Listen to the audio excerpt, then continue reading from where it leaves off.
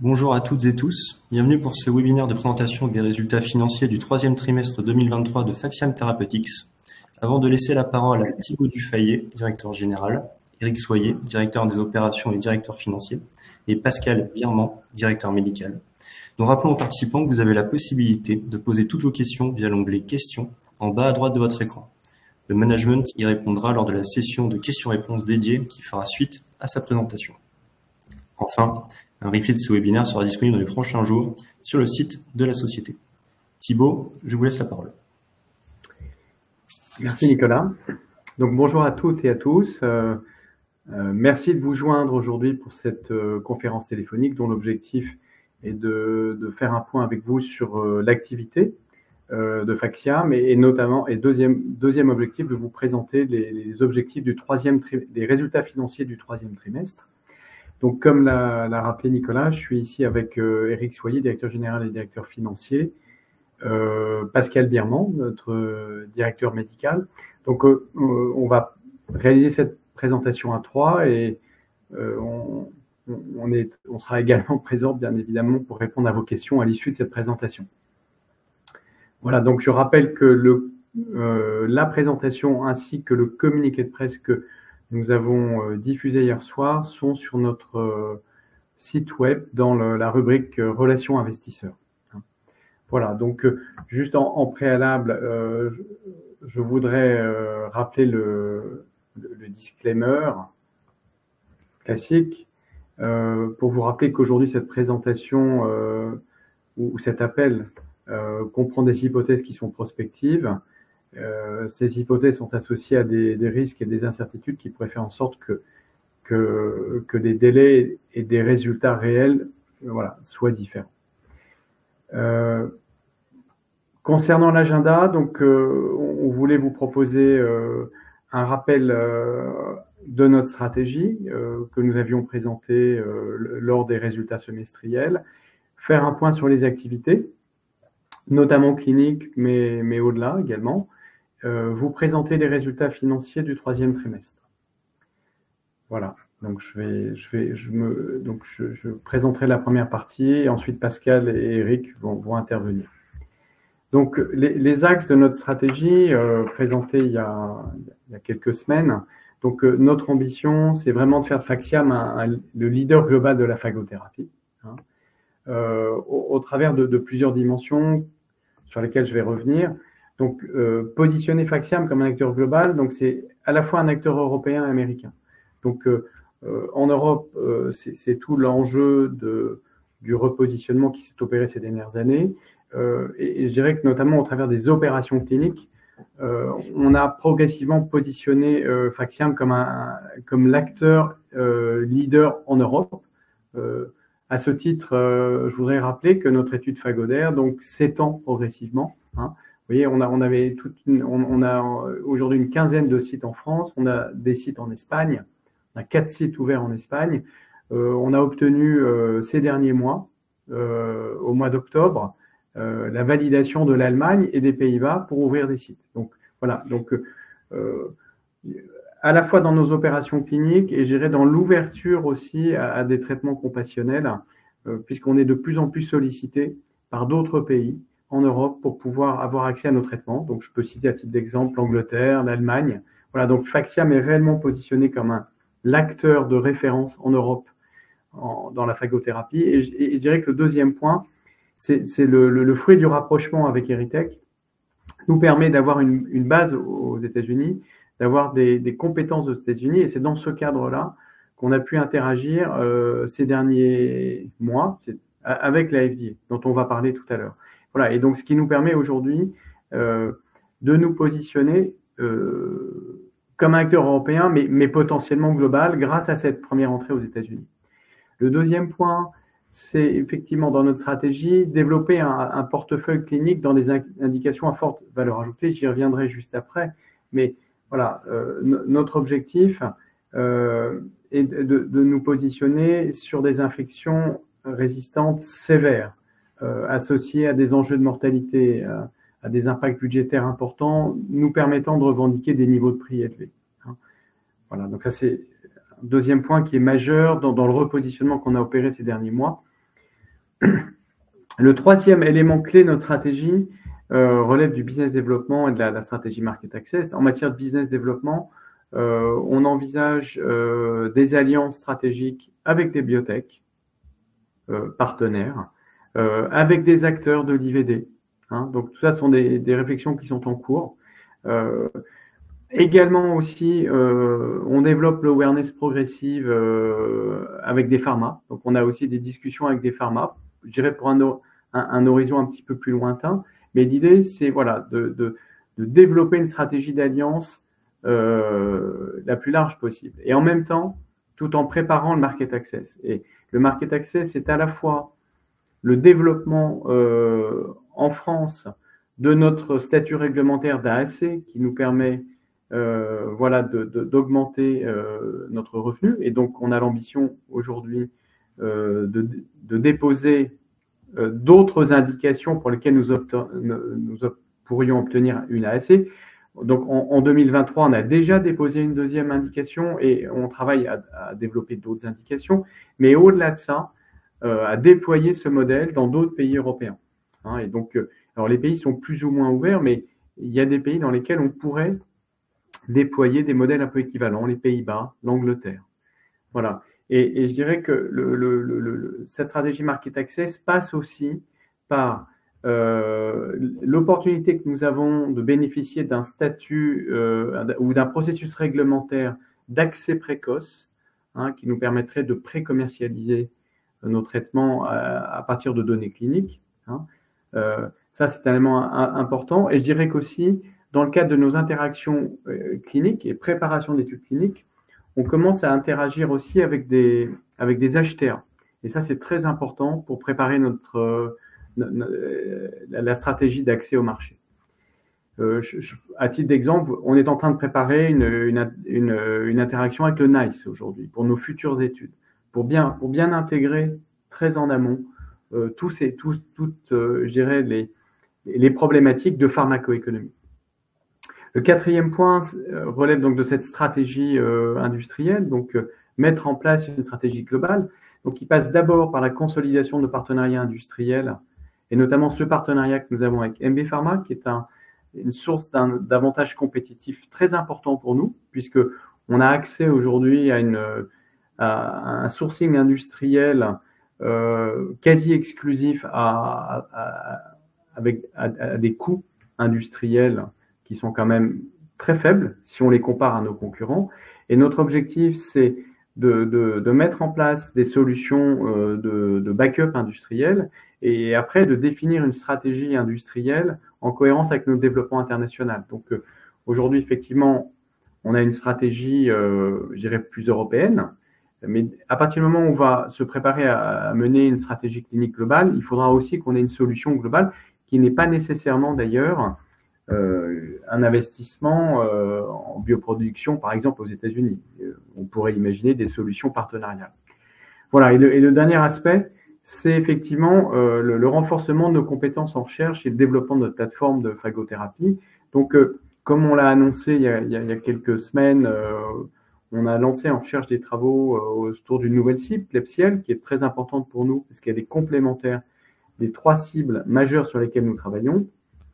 En parallèle, notamment pour les sites gram-négatifs que sont Pseudomonas ou potentiellement Klebsiella demain, l'idée c'est aussi d'étendre notre portefeuille de phages. Hein. Je dirais qu'en recherche, on travaille aussi en préclinique sur des programmes et des indications à forte valeur ajoutée comme la bactériémie. Hein, vous voyez, avec un partenaire comme BioAster. On a aussi évoqué le fait que nous cherchions à développer, pour renforcer notre plateforme, un deuxième pilier technologique au-delà des phages que sont les endolysines. Et c'était tout le sens du partenariat avec Vetophage que nous avons annoncé. Et d'ailleurs, l'idée, c'est aussi, pour renforcer notre plateforme, c'est tirer parti d'alliances stratégiques de recherche et je dirais d'une open innovation au sens large pour accélérer et compléter notre portefeuille de recherche. Donc, vous voyez, Vetophage est un bon exemple de ce qu'on cherche à faire. C'est une biotech lyonnaise, donc qui n'est pas très loin de chez nous, et qui nous permet de renforcer notre technologie phage, mais aussi de renforcer notre technologie, notre nouvelle technologie complémentaire que sont les lysines. Voilà, et tous ces éléments contribuent à renforcer notre positionnement, notre position compétitive pour faire de Faxiam le leader européen de la phagothérapie et demain un acteur incontournable à l'échelle globale. Voilà, donc d'un point de vue clinique, comme vous le voyez, donc c'était un petit peu les éléments que nous avions présentés il y a quelques semaines. Donc on a une stratégie clinique ambitieuse donc qui vise à cibler des indications à forte valeur ajoutée, des infections sévères et résistantes associées à ce besoin médical important non satisfait. Donc à titre d'exemple, on pourrait citer des indications pour lesquelles il y a un enjeu de réduction du taux de la mortalité. Ce sont les indications comme les endocardites infectieuses, pour laquelle, on va y revenir, Pascal va le commenter, on est sur le point d'enrôler notre premier patient dans une étude que nous lançons en France. Mais également, c'est une étude qui est dans le cadre d'un PHRC avec la PHP, qui vise les pneumopathies associées à une acquises au travers d'une ventilation, pour lesquelles le taux de mortalité est de 30%. Donc dans ces deux cas, effectivement, l'enjeu est de réduire cette mortalité. Un exemple différent, on vise des indications pour lesquelles l'impact budgétaire est important, c'est le cas des infections ostéo-articulaires, pour lesquelles aujourd'hui le coût pour le système de santé est très important. Donc notre objectif, c'est au travers de nos traitements de réduire significativement ce coût macroéconomique, permettant à nouveau de revendiquer des niveaux de prix élevés. J'y reviendrai juste après. Voilà, et ça c'est donc le premier point. Nous cherchons aussi à accélérer nos développements cliniques vers l'enregistrement. Et c'est dans ce cadre-là, parce que par rapport à d'autres concurrents, notre modèle de traitement compassionnel et d'AAC nous permet d'avoir accès à des données cliniques très importantes en matière de tolérance et en matière je dirais, démontrant l'activité clinique, le bénéfice clinique de nos phages. Pascal fera un petit commentaire d'ailleurs sur ces données cliniques dans quelques minutes. Mais voilà, et c'est dans ce cadre-là que nous allons préparer la première étude globale de phase 2, Europe-États-Unis, dans ces infections ostéo-articulaires pour des patients qui ont un DER. Donc, on va y revenir tout à l'heure, et c'est notamment le fruit aussi des interactions que nous avons eues avec la FDA, que nous aurons dans les semaines qui viennent avec l'IMA pour définir ce plan global. Je rappelle aussi que avec cet objectif d'accélérer le chemin d'enregistrement, on peut capitaliser potentiellement sur ce processus d'accès précoce en Europe, après l'obtention de ces données de phase 2. Puisque ce statut d'AAC est une première validation réglementaire. Et ça, c'est un élément fondamental qui nous rend éligibles à cet accès précoce, nous permettant d'anticiper la commercialisation de nos traitements. Voilà, donc au-delà de ce deuxième point, ce qui est important, c'est qu'on cherche progressivement et de façon très focalisée à étendre notre portefeuille vers d'autres indications à valeur ajoutée, et c'est effectivement l'extension de notre portefeuille clinique vers cette indication que sont les endocardites infectieuses, sujet sur lequel Pascal va revenir tout à l'heure. Mais je pense que ça s'inscrit absolument dans notre stratégie de développement du portefeuille vers des indications à forte valeur ajoutée. Voilà, donc avant de passer la parole à Pascal, je voudrais juste, comme je l'avais fait il y a quelques semaines, réexpliquer en quoi les infections ostéo-articulaires sont un positionnement clinique associé à une indication à forte valeur ajoutée. Et en complément de ce point, ce que je veux dire, c'est qu'on a fait le choix délibéré de cette indication comme première indication pour maximiser la probabilité de succès de notre développement, puisque je rappelle que dans nos études cliniques, soit l'étude Phagodaire ou la prochaine étude clinique que nous préparons, l'administration est locale. Donc, cette administration permet de maximiser la chance de succès en garantissant le contact entre le virus et la bactérie. Alors, pourquoi les infections ostéo-articulaires sont associées à une indication à forte valeur ajoutée? D'abord, le traitement standard est insatisfaisant. Donc, il est difficile. Il est associé à de fortes doses d'antibiotiques, des chirurgies pendant des mois, pendant éventuellement des années. Donc, voilà, donc un traitement qui est long et qui est complexe. Ensuite, le besoin médical est fortement insatisfait. Aujourd'hui, le traitement de référence, qui est le DER, donc ce qu'on appelle un débridement, un nettoyage des tissus, est associé à un taux d'échec de l'ordre de 50%, 50-55%. Donc il y a un enjeu médical à améliorer effectivement l'efficacité des traitements, et ce DER peut induire, vous voyez, un risque de réinfection élevé, 60%, des amputations à hauteur de 11%, et même des décès à 5 ans qui sont aussi importants. Donc, quand je parlais de taux de mortalité pour l'endocardite ou pour les pneumopathies, à 30 ou 40%, ils sont effectivement sur des délais beaucoup plus courts. Mais vous voyez que même les infections interarticulaires sont associées quand même à un enjeu de réduction de la mortalité. Un troisième élément qui est important, c'est que cette indication relève aussi d'une incidence importante. Vous voyez, on évalue aujourd'hui pour l'Europe des 5 et les États-Unis une incidence de l'ordre de 60 à 70 000 patients, et c'est une incidence qui est croissante du fait du vieillissement de la population. Voilà. Et le quatrième point, et ça c'est un élément plus macroéconomique, c'est qu'aujourd'hui, les traitements de référence sont à fort impact budgétaire. Et c'est aussi pour ça qu'on a fait le choix de cette indication.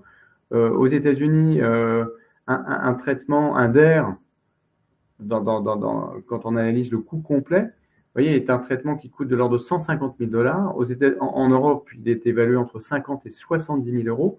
Pourquoi? Parce qu'il y a un acte chirurgical qui est important, il y a un délai aussi de séjour à l'hôpital qui est important, il y a des délais de rééducation qui durent de 3 à 6 mois. Donc voilà, on a un coût budgétaire qui est élevé et qui nous permet de ce fait-là aussi de pouvoir revendiquer des niveaux de prix élevés, ce qui est d'ailleurs ce dont on bénéficie aujourd'hui dans le cadre de nos traitements en AAC, parce que je vous rappelle que ces traitements, qui ne constituent pas encore un modèle économique en tant que tel, puisqu'on parle d'un volume de patients qui est quand même relativement limité, mais aujourd'hui, nos traitements sont vendus à un prix relatif, qui est élevé, dans l'absolu.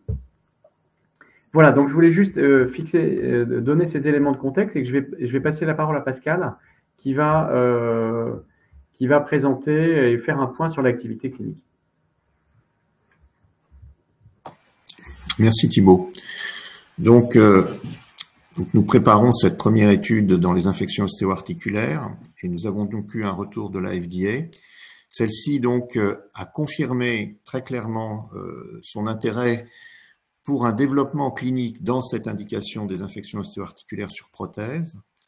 Elle a également confirmé, et c'est important, que l'ensemble de notre dossier non clinique et pharmaceutique est tout à fait adéquat pour soutenir ce développement clinique aux États-Unis. Et elle nous a donné un certain nombre de recommandations pour cette prochaine étude donc de phase 2 à réaliser aux États-Unis. Il est important pour nous d'attendre le retour de l'Agence européenne sur cette même étude. Il y a donc un scientific advice qui est prévu, et nous en aurons la confirmation très prochainement, pour un meeting au mois de janvier de l'année prochaine. Et c'est en fonction donc du retour à la fois qu'on a eu de la FDA, mais de celui aussi de l'EMR, donc très prochainement, qu'on pourra finaliser le design de cette prochaine étude de phase 2 dans ces infections ostéo-articulaires sur prothèse. Par ailleurs, nous avons une autre étude, comme l'a mentionné Thibaut, donc qui est une étude de phase 1 de pharmacocinétique et de sécurité d'emploi dans les endocardites infectieuses, également dues au staphylocoque doré.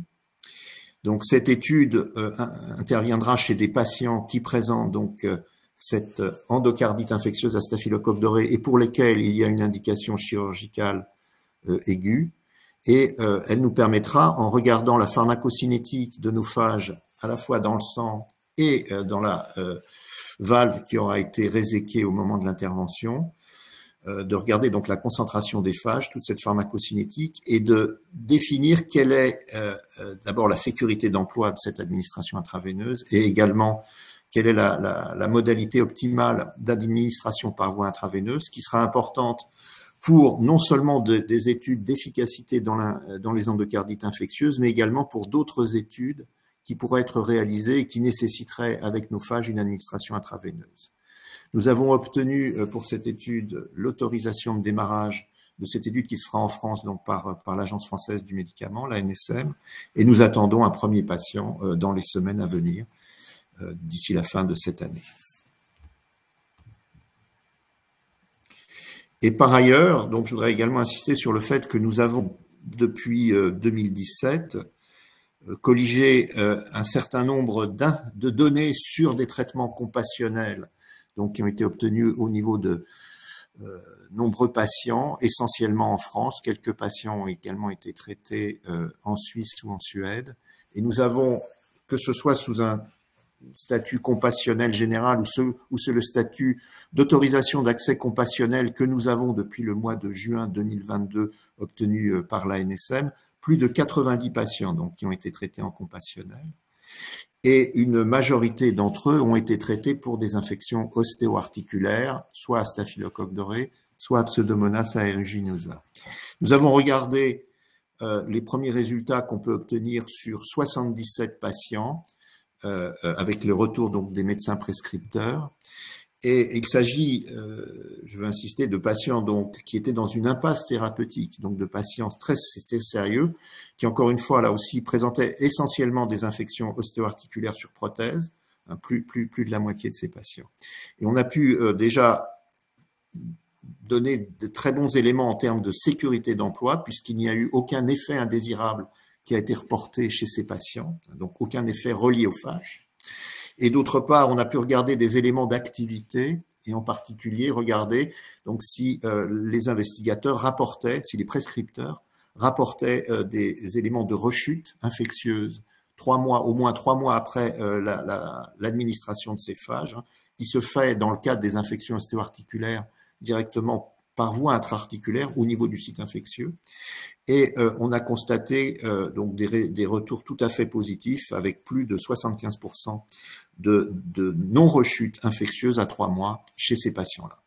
Donc, un certain nombre de données ont déjà été publiées sur ces cas individuels et on peut, à partir de ces données très encourageantes, avoir donc des éléments supplémentaires pour espérer des résultats positifs dans le cadre de nos essais cliniques dans cette indication. Enfin, un point important, donc, c'est notre phagogramme, donc, qui est un test in vitro diagnostique, qui permet de déterminer quelle est l'activité de nos phages anti-staphylocoque doré et d'autres phages sur les souches bactériennes de patients. Donc, dans le cadre de nos phages anti-staphylocoque doré, hein, nous avons 2 phages qui sont utilisées à la fois dans les domaines compassionnels, mais aussi donc dans nos essais cliniques.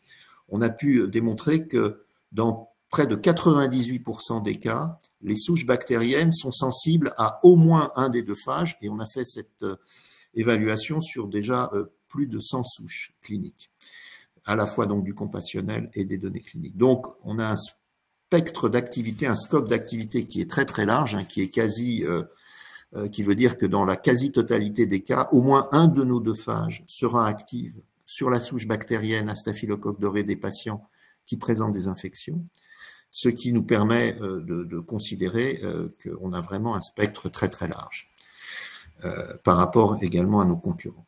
Donc ce phagogramme est un outil qui est très important et qu'on va pouvoir utiliser également pour développer d'autres phages de Phaxiam dans des activités à venir dans les mois et les années à venir. Voilà, j'ai terminé pour ma part. Je te remercie Pascal. Donc je vais passer la parole à Eric, hein, qui prend le relais. Merci Thibaut, merci Pascal. Bonjour à toutes et à tous. Quelques mots donc sur les comptes et les résultats financiers à fin Q3, donc à la fin de septembre 2023. Déjà, pour rappel, on a déjà fait ce rappel à la conférence précédente, donc les comptes de Phaxiam Therapeutics depuis la fusion, donc inclut les résultats de financiers évidemment d'Erytech depuis le 1er janvier et de Pherecydes depuis la fusion le 23 juin 2023. Et donc, en conséquence, sur le compte de résultats que vous avez sous les yeux, Il inclut 9 mois d'activité liés à Erytech depuis le 1er janvier et environ 3 mois d'activité liés à Ferricides depuis la date de la fusion. J'en profite donc sur le PNL simplifié, le compte de résultats simplifié que vous avez sous les yeux. Donc c'est bien donc, 2023 la colonne de gauche, 2022 la colonne de droite. Il y avait une petite coquille sur le communiqué de presse diffusé hier soir, donc qui est corrigé sur cette slide. Donc c'est bien 2022 sur la colonne de droite. Et donc ce qui ressort, c'est grosso modo la même image que celle que nous avions déjà constatée avec les comptes à fin juin, à savoir une baisse confirmée forte des charges opérationnelles. Vous voyez, 18 millions cette année contre 31 millions l'an dernier, donc une baisse de 40% environ. Cette très forte baisse, elle est évidemment conduite par la très très forte baisse des dépenses de R&D, moins 67%. C'est évidemment le reflet de la fermeture du site de Princeton Veritech l'an dernier. Et donc, je dirais en 2023, on n'a quasiment plus de dépenses sur ce site-là.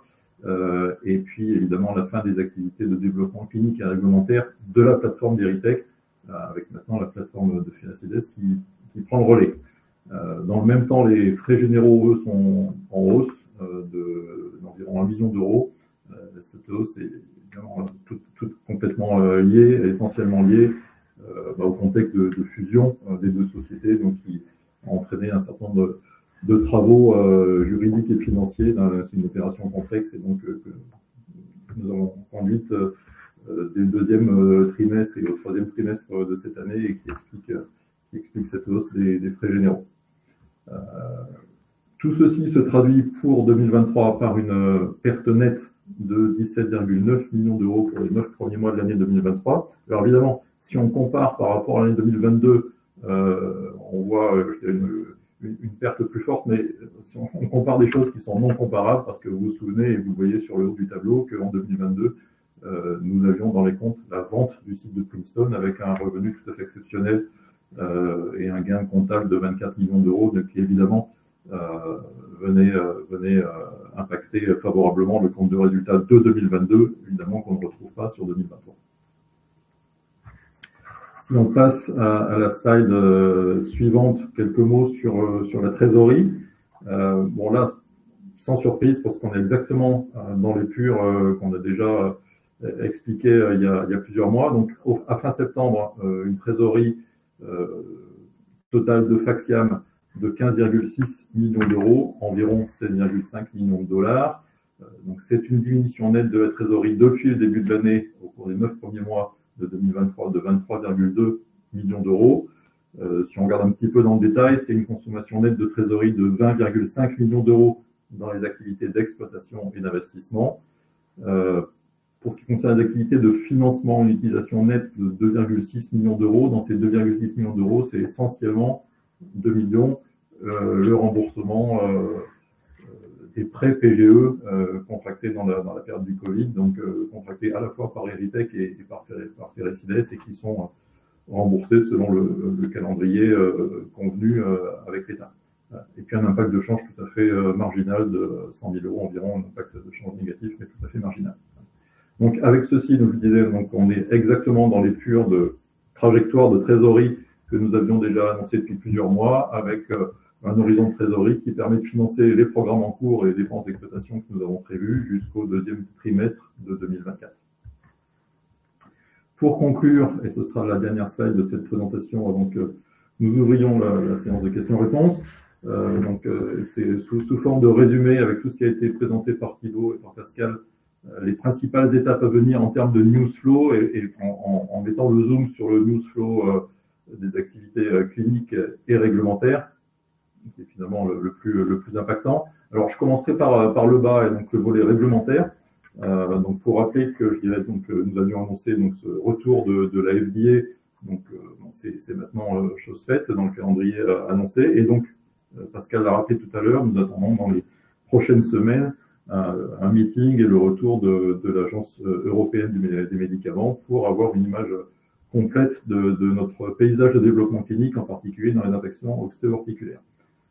Et donc, si on retourne sur le volet clinique, la ligne du dessus, donc dans les toutes prochaines semaines, là pour le coup, donc Pascal a rappelé le lancement avec le premier patient de notre étude dans les endocardites infectieuses, une étude de phase 1 sur les données de pharmacocinétique, et donc une étude dont nous attendons les résultats vers le milieu de deuxième trimestre de l'année prochaine. Et puis, lorsqu'on se tourne vers la deuxième moitié de l'année prochaine, donc le lancement que nous visons, en tout cas, de notre prochaine phase 2 dans les infections ostéo-articulaires, donc PGI, c'est le terme anglais pour les infections ostéo-articulaires, avec, on l'a rappelé, donc il y a un protocole qui est en cours de finalisation une fois que nous aurons le retour de l'Agence européenne, et en parallèle, l'étude phagodaire,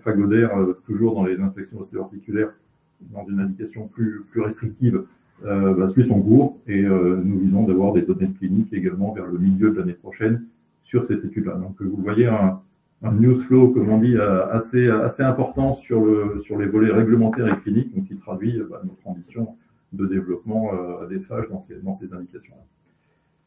Cette présentation est terminée. Je pense qu'on va pouvoir ouvrir la séance de questions-réponses. Et je m'en remets à l'équipe de NewCap pour relayer les questions.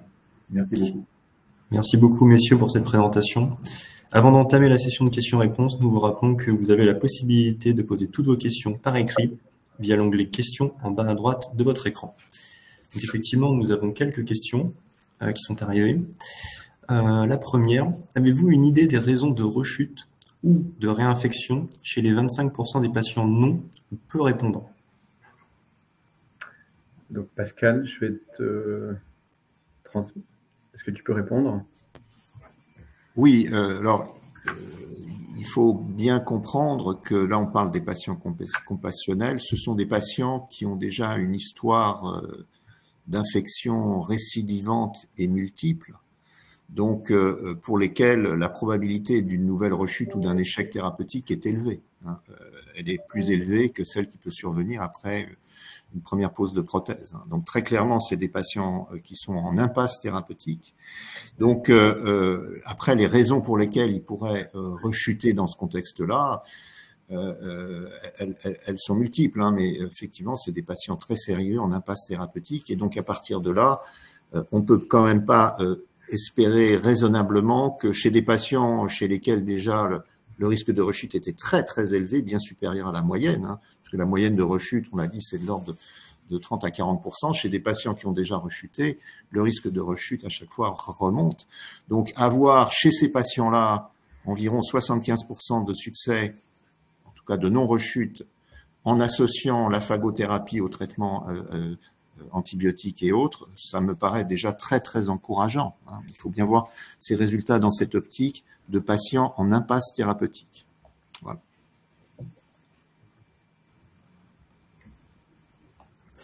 Merci beaucoup Pascal. Autre question que nous avons reçue, cette fois-ci sur le volet financier. Quid après le deuxième trimestre 2024 sur le plan financier? Y aura-t-il une nouvelle augmentation de capital? Alors, donc, je l'ai rappelé tout à l'heure, donc on a un horizon financier au deuxième trimestre ou à mi-année 2024. Donc évidemment, comme toutes les biotech, en particulier dans notre cas, donc on travaille à plusieurs options de refinancement de la société. Il y a plusieurs options qui sont sur la table. On est en train de travailler sur plusieurs fronts aujourd'hui. On a la chance d'avoir encore un petit peu de temps pour regarder et prendre le temps de trouver les meilleures options. Donc oui, nous travaillons à un refinancement de la société, évidemment. Nous regardons des solutions de type classique en augmentation de capital, mais également des solutions non dilutives ou moins dilutives. C'est important parce qu'on est évidemment très conscient de ces aspects-là de valeur pour nos actionnaires. Donc c'est pour ça qu'on prend le temps de regarder quelles sont les meilleures solutions pour la société. Donc dès que nous aurons des options choisies et plus concrètes, évidemment, on communiquera sur ce sujet. Donc c'est vraiment notre sujet du moment. Et on peut peut-être juste donner à titre d'exemple, on a donc soumis à un EIC Accelerator, qui est un programme européen qui permettrait d'ailleurs de contribuer au financement d'une partie de notre plan clinique, pour lequel nous aurons des éléments de réponse d'ici la fin de l'année. C'est une des options possibles, il y en a plusieurs autres. Voilà, à titre d'exemple. Merci beaucoup, messieurs. Autre question que nous avons reçue. Vous évoquiez début 2023 la volonté d'étendre la stratégie de développement de Faxiam à d'autres domaines anti-infectieux et thérapeutiques, au-delà de l'antibiorésistance. Quelles sont vos avancées à date sur ce sujet? Donc, au-delà de l'AMR, c'est ça? Ou dans le champ de l'AMR? Au-delà. Au-delà. Au-delà de l'AMR. Donc, aujourd'hui, il est clair qu'effectivement, la technologie des phages et demain des endolysines peut être appliquée au-delà de la santé humaine. Hein. Donc aujourd'hui, effectivement, on a des discussions en cours avec des industriels pour voir effectivement comment on pourrait utiliser ces compétences, cette technologie de phage dans d'autres domaines applicatifs que sont la cosmétique en proximité avec la santé humaine ou d'autres champs applicatifs. Voilà, donc c'est un axe de développement, mais j'insiste quand même sur un point, c'est que notre priorité aujourd'hui est quand même l'utilisation de notre technologie phage dans le champ de la santé humaine tel qu'on vous l'a présenté. Voilà, mais effectivement, il y a l'opportunité de déployer ces compétences dans d'autres champs, dans d'autres domaines. J'insiste sur ce dernier message de Thibaut. Donc, effectivement, là, il y a pas mal de solutions d'extension de la plateforme de Faxiam mais à moyen terme. À court terme, évidemment, et vous l'avez compris, notamment le pipeline des activités cliniques, on est plutôt aujourd'hui dans une stratégie de focalisation de nos ressources et de nos énergies sur, évidemment, la santé humaine et en particulier sur le programme autour du staphylocoque doré, donc avec les infections ostéo-articulaires, avec l'endocardite infectieuse. Donc on est, et puis également, donc à la fois pour des raisons d'efficacité, également pour des raisons financières, sans surprise, puisque tout en regardant des solutions de financement nouveaux, on regarde également comment on peut utiliser au mieux notre trésorerie actuelle et avec beaucoup de précautions, comme vous pouvez vous en douter. Donc tous ces sujets de diversification, ça illustre le potentiel de la plateforme de Faxiam. Et c'est plutôt du moyen terme. À court terme, on est plutôt dans une stratégie de focalisation de nos ressources et de nos énergies sur les programmes en cours. Merci beaucoup, messieurs. Autre question. Travaillez-vous d'ores et déjà à l'élargissement de votre portefeuille clinique à un nouveau phage? Alors,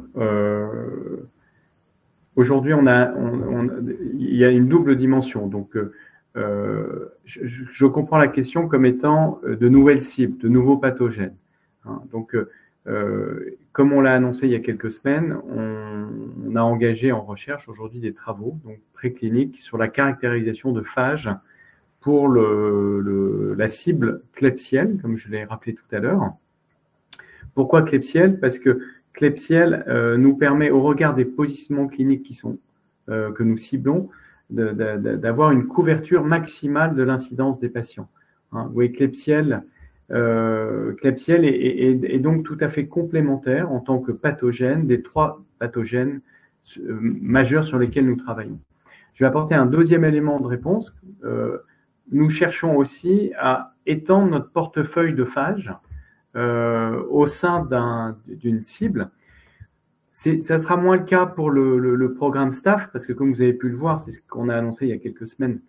Avec les deux phages du programme Staph aureus, nous avons une couverture, vous voyez, pour un échantillon de patients important, comme l'a rappelé Pascal, au-delà de 100 personnes, qui est de l'ordre de 98%. Donc, vous voyez, on a un enjeu d'extension de notre portefeuille qui est probablement moins important, ce qui n'est pas le cas, ce qui est moins le cas pour les pathogènes dits gram négatifs, comme Pseudomonas aeruginosa ou comme le sera probablement Klebsiella. Donc pour Pseudomonas, aujourd'hui avec nos 4 phages, sur un échantillon de patients important, on a une couverture de l'ordre de 75% de l'incidence des patients. pour des infections respiratoires. Donc, notre objectif, c'est effectivement de compléter ce portefeuille de phages. Oui, je réponds à la question en disant oui, on travaille sur une 4e cible et en même temps, pour certaines de nos cibles, on cherche à augmenter notre portefeuille de phages pour maximiser la couverture des patients. Voilà. Merci beaucoup Thibaut. Autre question que nous avons reçue. Vous avez évoqué le partenariat avec la société Vétophage. D'autres partenariats de ce type sont-ils prévus à court terme? Alors, comme je le disais tout à l'heure, en matière de recherche, la stratégie d'alliance est un élément majeur. Donc, aujourd'hui, on travaille en France, et c'est encore, ça n'est pas encore public, mais à mettre en place des relations beaucoup plus étroites à Lyon avec des acteurs académiques et scientifiques. Donc, vous voyez, Vétophage est une biotech, je rappelle, qui travaille dans le champ de la santé animale, ce qui va nous permettre d'avoir accès à des candidats en endolysine et des phages pour lesquels nous avons prénégocié des options de licence pour pouvoir être utilisés en santé humaine. Mais au-delà de ça, vous voyez, intensifier nos relations avec des académiques et potentiellement d'autres biotech. Après, je dirais de façon générale, au-delà de la recherche, comme je l'ai rappelé tout à l'heure, on ne s'interdit pas de développer des alliances dans d'autres domaines, c'est-à-dire dans le domaine de la phagothérapie en santé humaine avec des partenaires concurrents potentiels européens ou américains, vous voyez, parce que un des enjeux de la phagothérapie aujourd'hui, c'est de gagner en taille critique. Donc, pour nouer des collaborations, des co-développements, vous voyez, donc nous permettant de multiplier les options de développement clinique. Et après, en dernier exemple, je voudrais aussi faire allusion au travail qui est en cours autour du phagogramme. Parce que le phagogramme, comme vous l'a présenté Pascal, est un actif majeur pour notre développement. Mais Phaxiam est une biotech. Nous travaillons dans l'environnement pharmaceutique. Nous ne sommes pas un acteur de l'IVD, de l'in vitro diagnostic. Donc aujourd'hui, nous discutons avec des acteurs industriels, des leaders de l'in vitro diagnostic pour pouvoir établir des alliances stratégiques nous permettant de nous appuyer sur eux pour développer le phagogramme de demain dans toutes ses composantes, vous voyez, dans ses dimensions réglementaires, ce qui n'est pas complètement notre domaine, le réglementaire de l'IVD, ce n'est pas notre domaine d'expertise, mais également, j'allais dire, dans le choix de la stratégie de développement de ces instruments, dans une approche centralisée ou décentralisée, et être capable de proposer au moment où on commercialisera nos phages, d'avoir des plateformes développées et déployées. Voilà, donc je pense que ça, c'est un élément important aussi de notre stratégie d'alliance.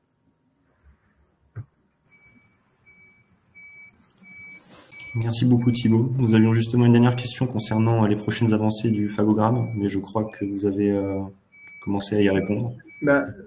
Pour le phagogramme, j'ai peut-être un élément complémentaire. L'enjeu pour Phaxiam concernant le phagogramme, donc on a mis en place ce qu'on appelle un central lab, qui est aujourd'hui transféré de Nantes à Lyon. Donc début janvier, ce central lab sera opérationnel à Lyon pour tester tous les échantillons de patients issus soit de nos études cliniques, soit de besoins compassionnels ou d'AAC. Vous voyez, aujourd'hui, avec notre phagogramme, on a testé plus de l'ordre de 200 patients ces dernières années. Vous voyez, ce qui est quand même un volume important. Donc, l'enjeu pour notre phagogramme, c'est de travailler à développer, vous voyez, et à démontrer la performance analytique de notre phagogramme pour l'ensemble de nos programmes. Vous voyez, c'est assez important. Aujourd'hui, vous voyez, je prends l'exemple de notre programme Staph aureus. Nous avons démontré la spécificité et la sensibilité de notre test pour un de nos 2 phages. Donc, pour le 2e phage, aujourd'hui, quand on présente notre programme aux autorités, on dit par extrapolation, le 2e phage, on est capable de démontrer la sensibilité et la spécificité de notre test. Ça n'a pas encore été démontré. Donc, vous voyez, aujourd'hui, l'idée, c'est d'assurer une démonstration exhaustive de la performance analytique de tous nos tests. Voilà. Je dirais que la dimension instrument, parce que vous savez qu'on a un partenariat aujourd'hui, je dirais à plus long terme avec le CEA, pour travailler sur des méthodes un peu disruptives pour un futur instrument. C'est un programme intéressant sur lequel on va capitaliser, mais j'espère surtout dans le cadre d'une collaboration stratégique avec un acteur stratégique de l'IVD. Voilà. Donc, juste pour résumer, ce qui est important pour nous, c'est de travailler sur la démonstration exhaustive de la performance analytique de nos tests. Voilà. Merci beaucoup Thibaut. Je crois que nous avons fait le tour des questions. Je vous laisse donc le mot de la fin. Un grand merci à tous pour votre participation. Les semaines qui viennent seront importantes pour Faxiam. Donc, j'insiste à nouveau sur le retour attendu de l'agence européenne qui va nous permettre d'élaborer un plan de développement clinique global. Et ce qui est important, c'est qu'aujourd'hui, Faxiam, dans ce champ de la phagothérapie, est le seul acteur à pouvoir mener une stratégie de développement clinique global. Fort de cette interaction avec la FDA. Nos concurrents américains, que sont Adaptive Edge Therapeutics, Armata, ne sont pas en mesure aujourd'hui de mener des études cliniques globales, puisqu'ils n'ont pas d'interaction avec les autorités européennes, que ce soit l'IMA ou même les autorités nationales. Et il faut bien comprendre que cette barrière réglementaire est importante. Donc, cette première étape avec la FDA est pour nous majeure, puisque, je rappelle, la FDA a validé d'une certaine façon la plateforme de Faxiam dans toutes ses composantes précliniques, CMC. Il faut bien comprendre que c'était la première exposition de l'entreprise à la FDA. La FDA ne connaissait pas Faxiam, donc elle nous a donné des guidelines aussi d'un point de vue CMC, mais de façon générale, notre plateforme est validée pour pouvoir mener des études cliniques aux États-Unis. Et ça, c'est un avantage majeur sur lequel on va capitaliser dans les mois et les années qui viennent, pour prendre un leadership global. Voilà. Écoutez, un grand merci pour votre participation et on fera un point lors de un prochain point lors de la clôture des résultats financiers 2023. Merci à tous. Bonne journée. Au revoir.